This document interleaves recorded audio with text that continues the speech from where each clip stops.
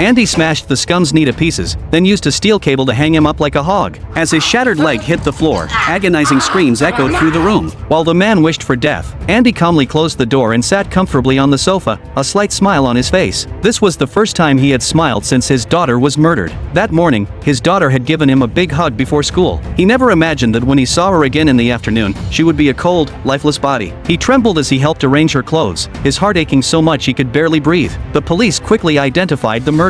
But when the man was arrested, he showed no remorse, only a smug grin. He knew his country had no death penalty. Before the trial, the police chief told Andy that the maximum sentence was just 20 years in prison. Why should his daughter be tortured to death while the killer got to live a decent life? Andy said nothing, but under the guise of going to work, he secretly went to the suburbs and found an old, uninhabited house. Since the law couldn't give him the justice he wanted, he decided to bypass it and take matters into his own hands. The next day, during the transport of the criminal, Andy first drugged the transport driver and then followed the van. When the driver began to feel the effects of the drug and pulled over, Andy showed his doctor's ID and gained the trust of the other police officer. He then found an excuse to look for a first aid kit, and with a quick press of the gas pedal, he easily drove off with the transport vehicle. On the way, he drugged the murderer and took him to the torture chamber he had custom-made just for him. On the first day, the scumbag was still defiant, refusing to confess to his crime. Andy didn't waste words, he simply shattered the man's knee. Compared to the mild life in prison, this was what he considered true punishment.